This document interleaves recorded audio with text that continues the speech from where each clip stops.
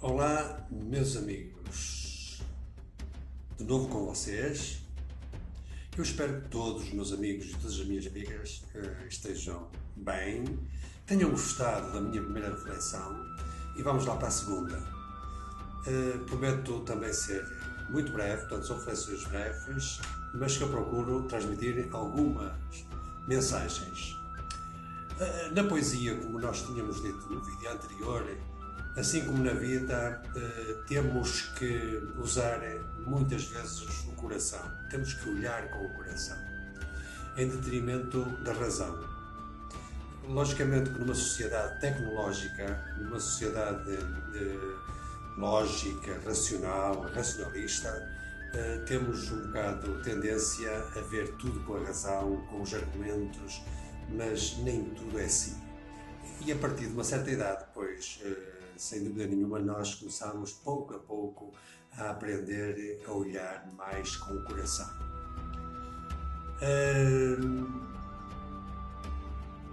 Olhar com o coração é de facto uma aptidão que está totalmente ao serviço da inteligência, do ser.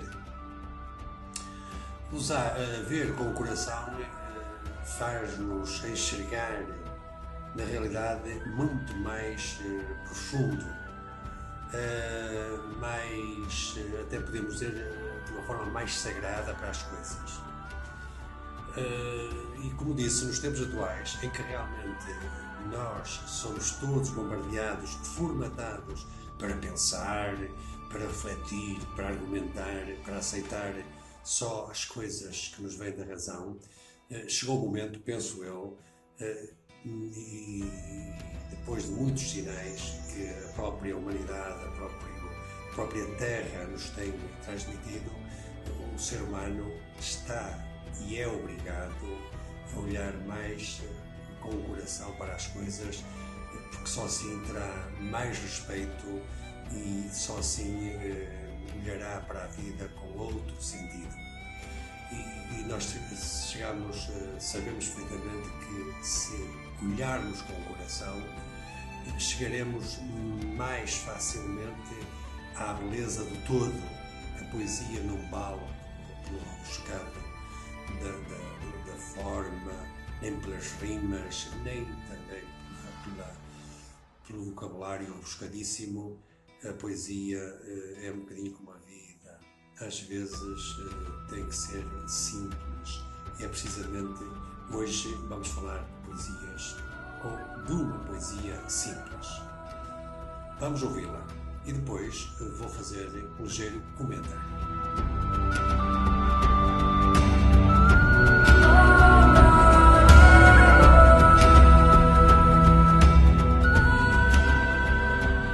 Olho cuidadosamente as margaridinhas em flor, puras, livres, encantadoras, na berma da estrada. Que lindas elas são.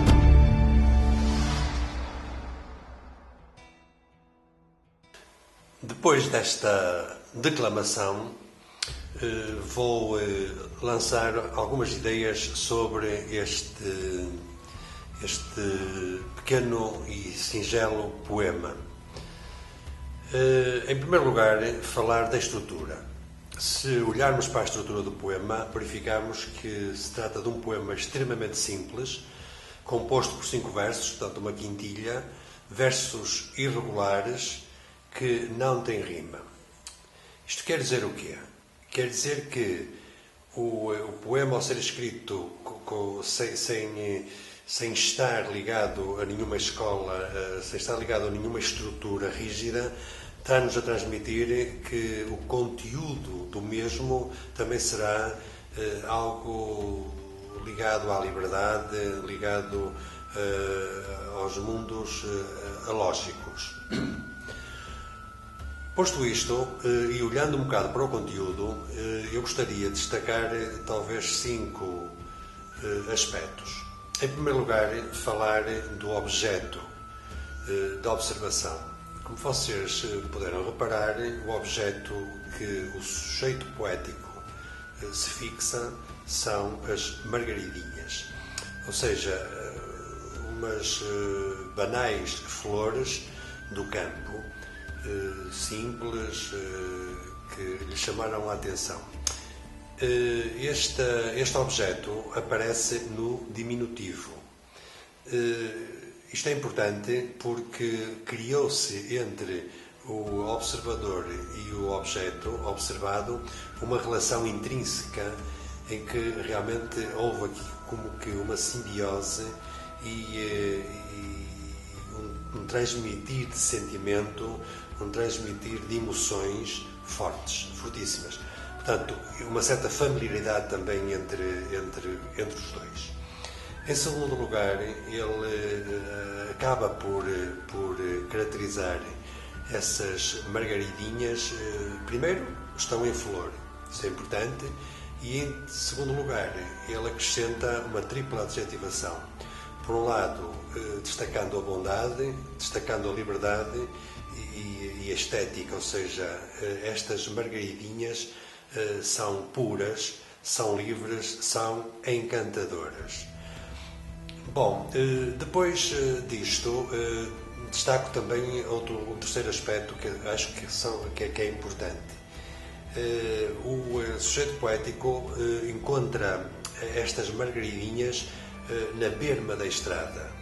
Isto tem muita importância porque, de facto, temos aqui o conceito de marginalidade, ou seja, alguém que está fora do comum, do social. Claro que escuso estar a dizer que por trás destas margaridinhas podíamos colocar muitas pessoas que nós conhecemos que estão na marginalidade. Só para dar um exemplo, portanto, os imigrantes, os drogados, os alcoólatras, por aí fora. Depois desta localização, no fim deste verso, encontramos umas reticências. Este sinal de pontuação, a reticência, numa situação destas,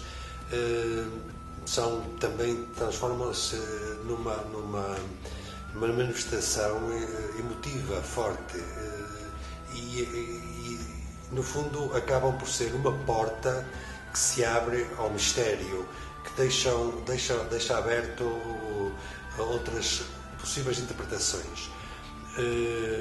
Este uso das reticências, portanto, está-nos a transmitir que, por trás deste olhar, deste poema, temos uma outra realidade muito mais profunda do que aquela que realmente vemos.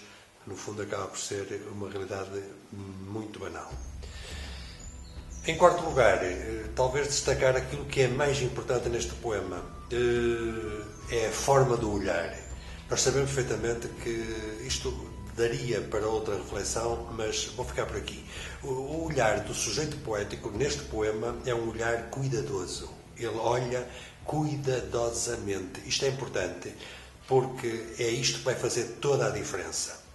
E olhar cuidadosamente é olhar de uma forma meditativa, ou seja, sem usar a mente, é entrar num vazio e é aí que se dá essa explosão, essa simbiose entre o sujeito poético e o objeto que está a ser observado. E isto vai fazer com que ele, depois, ao regressar, e esta é a quinta ideia, ao regressar à realidade, traga consigo essa mensagem. Vejam, esta flor tão banal, esta flor de campo, tão simples, tão pura, no fundo é tão linda. Por um lado, a importância deste olhar atenciosamente, cuidadosamente. Este olhar cuidadosamente sobre as coisas, sobre os problemas que nos afetam no nosso dia-a-dia, no nosso cotidiano, é importante porque, no fundo, o que é que nós estamos a fazer? Estamos a fazer o trabalho do alquimista. Ou seja, o alquimista é aquele que é capaz de transformar o vil metal no metal precioso, no ouro.